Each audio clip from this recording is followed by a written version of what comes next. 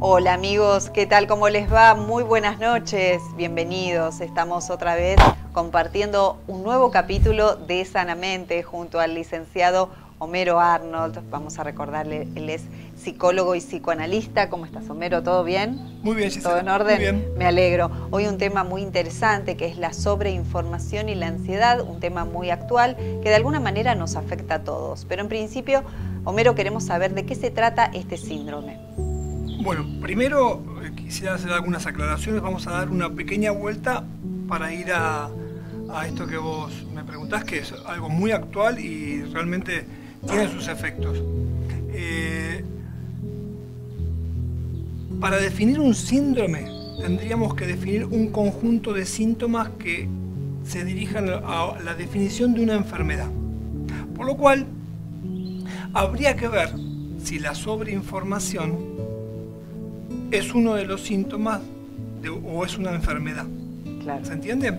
O pertenece a algo que llamamos síndrome. Entonces, en principio lo que podemos, digamos, desde el psicoanálisis no existe la patología, no podemos definir la patología de la sobreinformación.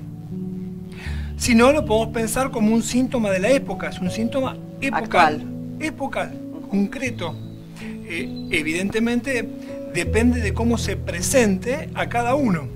¿Por qué digo epocal? Porque bueno, es evidente que en esta época que vivimos, las redes, la información, estamos hiperestimulados con imágenes y con palabras, o imágenes que nos dicen palabras. Exacto. Por lo cual, cuando nos encontramos con alguien que, por ejemplo, puede decir que tengo ansiedad a partir de mirar determinadas noticias.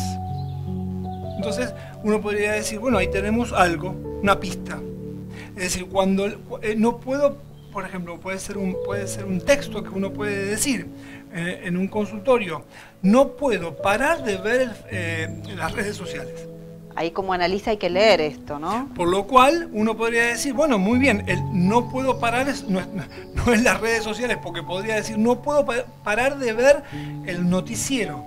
No puedo parar de ver, como me pasaba con un paciente, no puedo parar de ver las noticias sobre la guerra. Y que eso me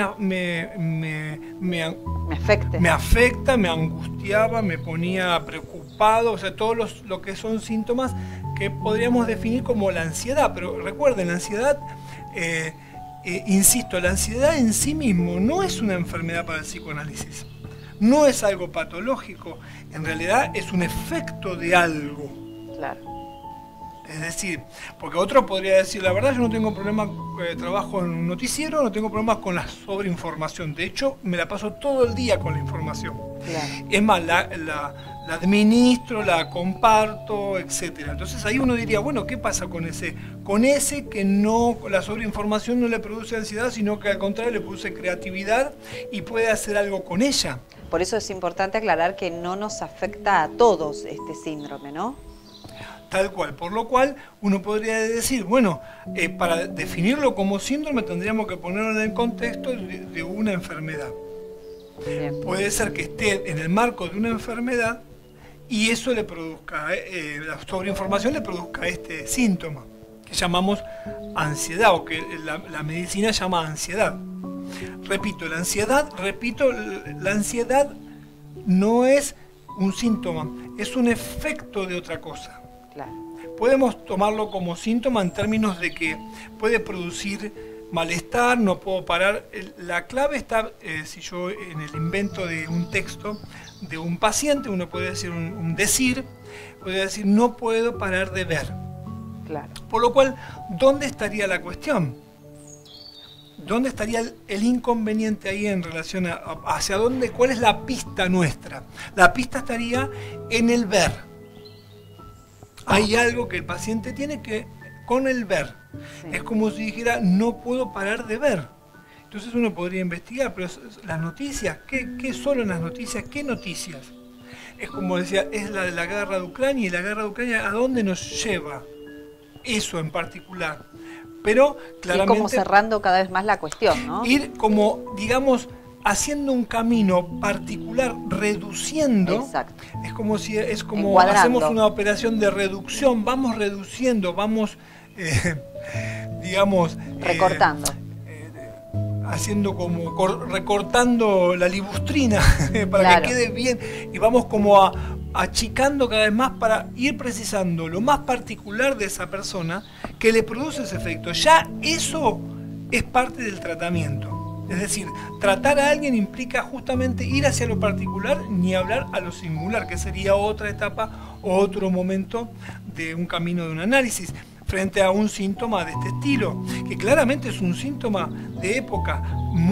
Por ejemplo, muchos adolescentes tienen esta cuestión. Ahora, ¿cómo poner límite a esta búsqueda desenfrenada de información o esta invasión? Porque muchas veces es una invasión que se impone. Exacto. Lo es, claramente es algo invasivo en términos de lo que vos decís muy bien, que es eso no me hace no poder parar. Ahí está la clave. Y la clave está en el más. No puedo más y necesito más, y eso se pone en más. Es decir, lo que nosotros llamamos el goce por el ver. ¿Qué es el goce por el ver? Es que no puedo dejar de ver. Y que ese ver implica un malestar profundo. Con una satisfacción secundaria, digamos. Claro, la satisfacción es paradójica, porque uno dice, doctor, usted me dice que me estoy satisfaciendo con el ver, y la verdad que la paso muy mal. Claro. Uno diría, no, es una satisfacción paradójica, por eso lo llamo goce. Acordate que el campo del goce tiene que ver con el campo de la insatisfacción o el malestar. Homero, vamos a interrumpirte unos minutos nada más. Es momento de hacer la primera pausa en este capítulo de Sanamente y enseguida estamos con ustedes.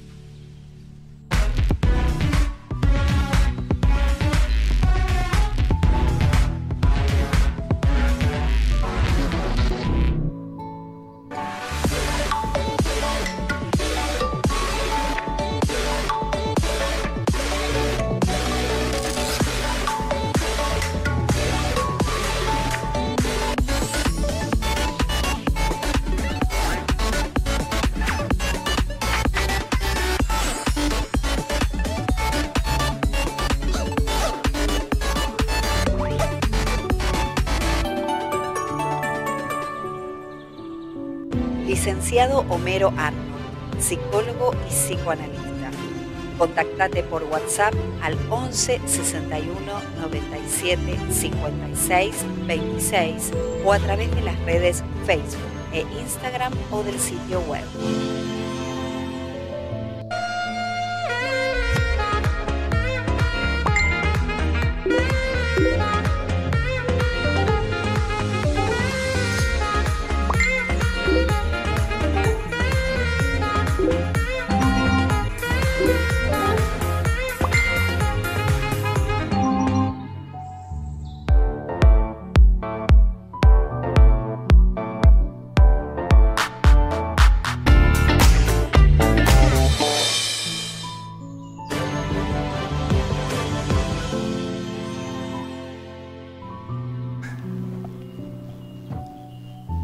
Seguimos aquí en Sanamente hablando de sobreinformación y ansiedad, y con respecto a este tema le queremos preguntar al licenciado Homero Arnold cómo se ponen los límites, ¿no? Para no sentirnos invadidos por la información. Eso, la información en sí misma no es buena ni es mala. Lo que produce en uno es, a partir de ahí es donde seguimos la pista. Uno podría decir, repito, como dije, el ejemplo de alguien que se dedica a las noticias y está todo el tiempo con las noticias y hace cosas con ellas. Por lo cual, en principio, en sí mismo, la información no es ni mala ni buena, según el efecto. Digamos, producen determinado efecto a determinadas personas por algún motivo específico. Por eso yo decía que puede producir o placer en un sentido, el placer en el sentido de satisfacción, sí, o puede aparecer un placer paradójico, que es que uno cuando dice, pero doctor, licenciado, usted no se da cuenta que yo la estoy pasando mal, que no puedo parar de ver, por lo cual ahí tenemos la pista de que estaríamos en el campo del goce. El campo del goce, los psicoanalistas, sobre todo los lacanianos, hablamos de eso que se plantea, que no se puede parar, que está en más, como un plus que no puedo parar, y que justamente produce malestar. Es una pulsión. Bueno, Freud la llama de esa manera, o llamaría, si lo digo en idioma más freudiano, uno podría decir, es una compulsión a la repetición, que no puedo dejar de hacer eso que me hace mal. Claro. Estaría más adecuado en ese sentido con términos más de Freud. Pero el punto es que aparece algo paradójico, que es, no puedo dejar de hacer algo que me hace mal. ¿Cómo ponerle límites? Uno podría decir, ok, puede aparecer un autotratamiento, es decir, mire, voy a apagar la televisión, voy a regalar la televisión, puede parecer eso. Sabemos que eso, si bien puede uno hacer cosas, un cambio conductual sería. Puede ser un cambio conductual, pero eso no agota la cuestión, claro, porque lo que uno podría decir, bueno, podría tener varias posiciones frente a esta cuestión, que podemos llamarlo síntomas. Y esto en cualquier síntoma, podemos pensarlo en cualquier síntoma, que es, si me quiero desembarazar rápidamente de esto, quiero eliminar este síntoma, es una posición. Entonces voluntariamente uno va a intentar hacerlo, cosa que va a fracasar, porque justamente de lo que se trata es de algo que se le impone a la voluntad. Claro. Por lo cual, poner límites, estamos hablando de poner límites de manera consciente o voluntaria, ya estaríamos en otro campo. Entonces es como querer tratar algo que no viene de la conciencia, sino que es algo que viene de otro lado, del inconsciente. Claro.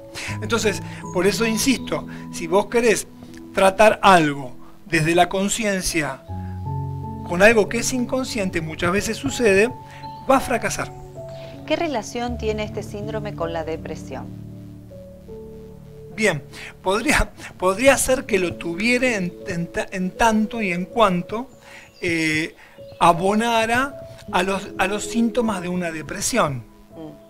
Es decir, podría producir tristeza profunda, me pongo mal, entonces no puedo comer. Es decir, podría haber una relación inclusive con la ansiedad, si bien son dos cosas distintas, tanto la ansiedad como la depresión. Claro. Insisto, la depresión como la ansiedad, uno podría decir, si uno lee los síntomas, de la depresión, uno podría decir, la verdad que estamos todos deprimidos. Inclusive, si vos lees, vas a Wikipedia, hablando de información, y te metes y empezás a leer las cosas, y lo primero que decís, yo tengo también ansiedad. Claro. Por lo cual, ahí se plantea otro tema que me parece importante, digamos, nombrarlo o dejarlo ahí en suspenso para seguir avanzando en otros programas, pero que tiene que ver con qué ocurre con cómo se nombra en esta época lo que se tiene, porque pareciera ser que todos somos depresivos o todos somos ansiosos. Entonces, ¿qué? ¿qué tenemos que hacer? ¿Vamos al médico? ¿No medica? ¿Vamos a terapia? ¿Por qué? Todos con el mismo diagnóstico. Exactamente, por lo cual de lo que se trata, y esto me parece fundamental, sobre todo también la depresión en relación a esta cuestión, es de la relación que cada uno tiene con el lenguaje y con la palabra que a uno lo habita. Eso es lo difícil de entender, y este es el aporte que puede hacer el psicoanálisis a la cuestión. Y las personas controladoras, ya la última, Homero, ¿cómo Sí. viven esta sobreinformación? Bueno, podríamos imaginarnos a alguien, una persona, donde, porque la persona controladora sueña un sueño de control. Sueña un sueño de control. ¿Cómo es eso? Porque controlar es imposible. Es una utopía. O sea, es alguien que uno podría decir un fundamentalista de la imposibilidad. ¿Por qué? Porque no se puede. Por lo cual se va a encontrar con que, como dicen, se va a golpear contra la pared. Por lo cual eso puede producir, por ejemplo, ansiedad. Pero el problema no es la ansiedad, sino su relación con lo imposible. Es el ejemplo concreto, exactamente, de alguien que sueña, digo que sueña porque tiene la ilusión de que el control existe. Exacto. Por lo cual uno podría decir, bueno, que habría que ver esta cuestión más en profundidad, pero uno podría decir, bueno, ¿y qué le pasa con este tipo de pacientes? ¿Qué le pasa a usted con los imprevistos? Lo que lo saca del lugar. Exacto. Un tema muy yo me esperaba de determinada cosa y de repente me encontré con otra y ahí me agarró el impacto. Por lo cual, fíjate, Gisela, que de lo que se trata, entonces no es... La ansiedad nos dice algo que está en el fundamento, que es la relación de esa persona, de ese sujeto con lo imposible. Y entonces se va a encontrar con todos los imposibles y ¿qué va a pasar? Este es uno, puede ser uno. Quiero controlar todo, tengo toda la información, tengo todo, y cuando pasa que se le va algo de las manos, que se le va a ir algo de las manos porque es un imposible, bueno, pasa lo que sucede. Se derrumba. Un tema que vamos a volver a tocar, seguramente. Por supuesto, sí, muy interesante. Gracias por estar con nosotros y a ustedes también les agradecemos. Nos estamos viendo en la próxima emisión de Sanamente. Que estén muy bien. Bueno.